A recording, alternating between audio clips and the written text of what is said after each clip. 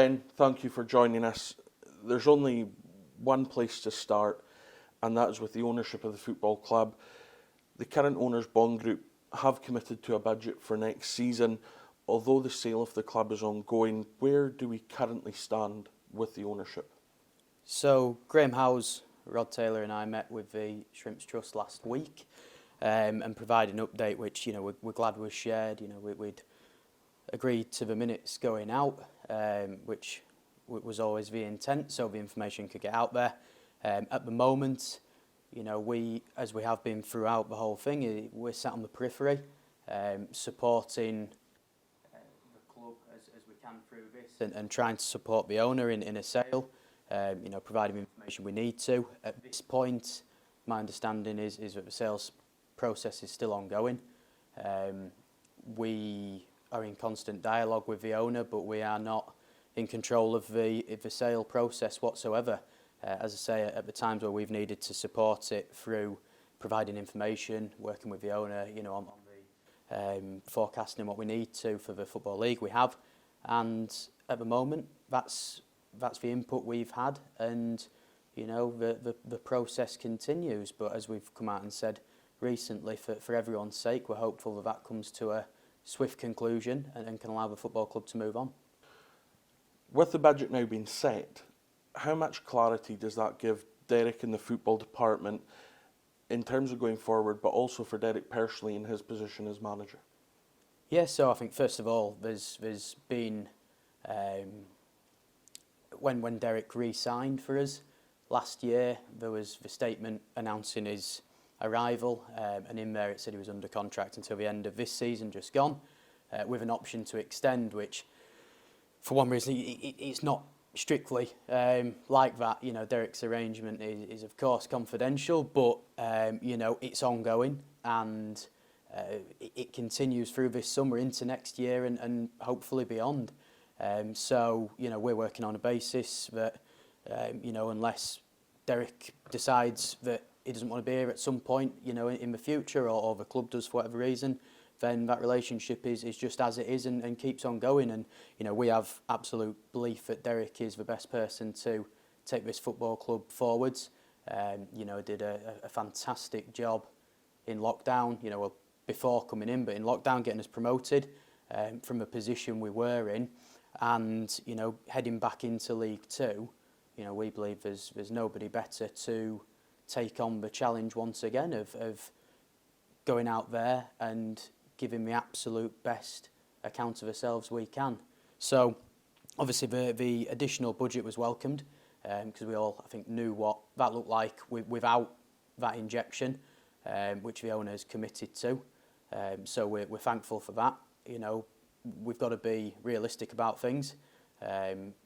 Football and League Two, in particular, for what we're looking at, has moved on a lot in the last 3 years. So I think what a budget would have got you, even 3 years ago, the division has moved on so much, probably more than the other two Football League divisions. So yes, it's going to be a record budget on the playing side for League Two. Which, like I say, is welcomed, but we've got to be realistic about where that puts us, and there's going to be a lot of teams spending more, some teams spending a lot more. So, yet again, for Derek and Greg and John and the team, it's going to be about getting the most out of that budget that we can. And again, we have every faith that they're the right people to do that, but it's understanding that we have huge ambitions of being as competitive, and do as well as we can. But we are in a different ballpark to some of the bigger teams in the division. And we've got to maximise absolutely everything we've got, which we've done before. You've touched on it there, Ben. League Two is going to be one of the most competitive it's ever been in the 23-24 campaign. Is it important to measure expectation against reality, given that as we go into the campaign, it's a backdrop of so many clubs that have so much more resources and finance going into this season? Absolutely. But we've got to sit here and we are optimistic and hopeful and positive, because we have to be, because it's the start of a new season. It's a new opportunity. loads that we've picked up and learnt over the last 2 years being in League One. It's allowed us to move forwards in many respects, but the last 6 months, I think for everyone, it's very public, it has been difficult, you know, and it's taught us a lot about ourselves, and it's been a huge learning opportunity for us all. But that's happened, that's life. As we keep saying, control the controllables, and right now, what can we control? It's what's going to go on in the next 6 months and 12 months. So, yes, you know, we've got to sit here and be realistic and know where the budget's going to put us within the league. But at the same time, we have to be optimistic and positive about it. You know, we have done it, you know, the club has done it before and performed absolute wonders on what was, you know, significantly reduced budget again. So there is a lot to be positive about. You know, it's just getting it right over the coming months and season. Although we enter the dawn of a new campaign, it has been a hectic period here at the stadium. The concerts have taken place, season tickets have been launched, and the refurbishment of the shop is well underway. How important have those pieces of the puzzle been during the period of flux after the end of the season? Yeah, I was chatting to a few people last week, and you know, it's been a strange one this summer, because normally you get to the last game of the season and you sort of draw the line in the sand there, and that's that season done. But I think with us hosting the shows for the first time, it's felt like the season's dragged on another month, and it's only in the last week or so that line in the sand's been able to be drawn. But that was a huge success. You know, we were delighted with how they were received. I think, you know, plenty of people had a great time, and if we're to look to do something again in the future, I would hope that that's now set the tone. I think the club's been saying for 12 years that they've been trying to get something like that on and into the town. It's finally done so. You know, incredibly proud of everyone who's worked hard to deliver that. Like I say, the shop refurbishment, we've got really fortunate there. A Premier League club was getting rid of all of their equipment, so for the cost of a lorry to go and pick it up and bring it back, we've got a fantastic new set of equipment there to just freshen it up, and all the offers in there over the last year in terms of the items on sale, the quality of goods since we've been working with the terrace, you know, has really helped us move on a level. So that's just another little piece of that puzzle that's going to fall in place nicely. So yeah, it's that period of sort of what would normally be your calm after the storm and quiet hasn't quite been there, but I think it's what we needed, especially after the last 6 months. You know, again, I touch on it, and it's not going back in time. It's been difficult for people, and keeping focused on the things that matter isn't always easy, but it's given us a focus. It's given us something that we can look back on amongst many other things with great pride, and as a learning opportunity. And now we look forwards again and go, whatever we're going to do in the future moving forwards, can we do it a little bit better, a little bit sharper, and see where that takes us. But we're better for the experience. When you look back at the position of the club and the individual departments off the field for the last 3 or 4 years, the club has moved at a frightening pace. During that time, it's grown dramatically. For the board and yourself, is the upcoming season about stability and the progress of those departments being more focused, given you're not necessarily having to deal with the reactiveness of some of the situations in League One? Yeah, I've touched on it before. I think, you know, going to League One presented its own challenges and headaches, but really good ones to have. You know, it forced us into making moves a little bit quicker than perhaps we'd have liked. I think, you know, coming in, there was work to be done, and the people who have done an incredible job in getting it done again against not the most straightforward of situations and backgrounds that we found ourselves in.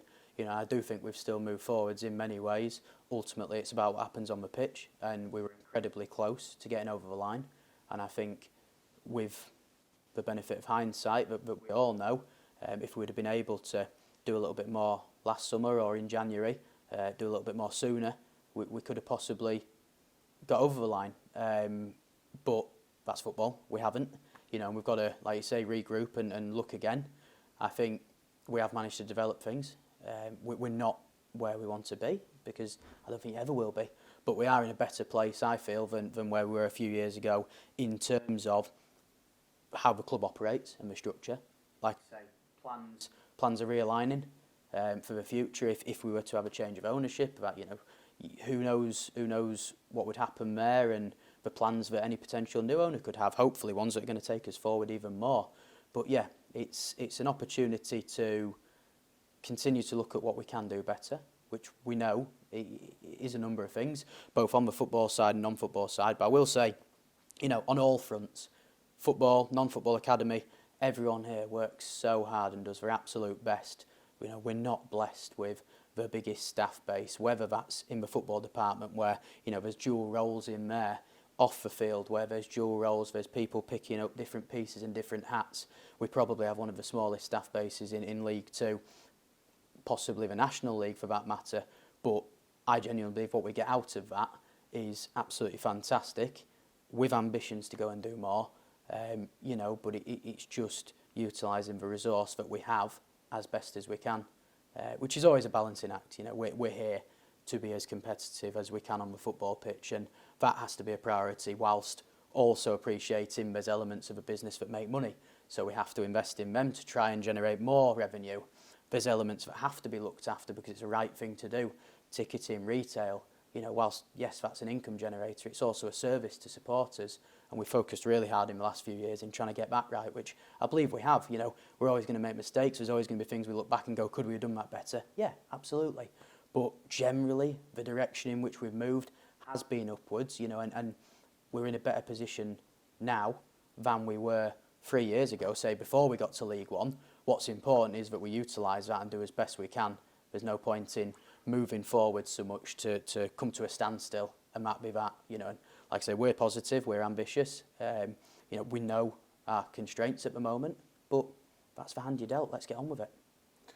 Just when you've said that there, a lot of milestones internally have been met, some milestones externally have been met, and I know one that meant a lot to the team here was achieving the family excellence this year, which is a big part of the culture that wants to be bred at this football club. Absolutely. And that's all part of the bigger picture of trying to bring in new supporters, make the experience for supporters who've been here, since Christie Park days, as good as we can. We're not always going to get it perfect. We can't always do everything that we'd love to do, but it's, again, within our resort, what can we do? And we have, the community team have worked so hard, the teams, the departments within the club have worked so hard to really provide a better service, and that's been recognised. I think we're in the top 3 most improved on that metric last year. Looking at how far we've shifted up the table, I'd imagine we're going to be in the top 3 again. So 2 years running, we've gone from not achieving the award to now being really solid. But the eye is on how we're going to progress that again. There's a gold award there. 8, 9 teams win it. Can we be the 10th next year? Let's aspire to be there. We set it out 3 years or 2 years ago as part of our 3-year plan. Can we get to that gold award stage? We're not there yet, but if we carry on the trajectory we're on, we're going to be close. Supporters watching this will hopefully come away with some more clarity around some of the key issues at the football club. What words would you give to them as we begin the preparations for the 2023-24 season? I think first and foremost, patience. I think we've got the right people in the right places here. Things take time. We know the parameters we're working within, and there's going to be a lot of talk, as there always is, interest at this time of year in signing players, what's going on, the sale. These things are evidently taking time. Plans are in place on the recruitment front, but the reality is of where we're at is the recruitment of players does take a little bit longer. There's a number, this time of year before the players come back from the holiday, they'll have options on the table.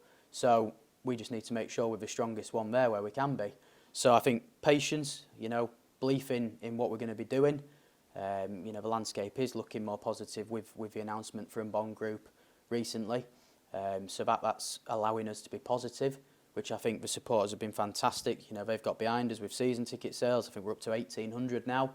So even though that's a 30% drop off in terms of numbers and ultimately revenue from last season at this point, we're in a really good place. We could go and achieve that. And failing that, look where we were 3-4 years ago still. With 600 or 700 season ticket holders, we're still in such a better place than we were back then. It's that glass half full, glass half empty. People can go, well, look, it's dropped off. Or you can go, no, look, over the course of 4 years, there's going to be ups and downs, but the trajectory is going in the right direction. So I think, yeah, positivity, belief, patience, and let's just see what the coming weeks and months bring. We said it last year, we are all in this together, we have to be. We have to be united, the fans are behind us, they're supporting us. There is a positivity amongst the fan base, and an acceptance and understanding of the situation that the club's been in. None of us wanted to be in this situation over the last 3-6 months, but again, it's where we find ourselves and it's what we now make of it. We're at that point in the summer now where we know where we stand, we know what might or might not happen, but it's what are we going to do to make sure that we have the best chance of success possible, whatever that may look like.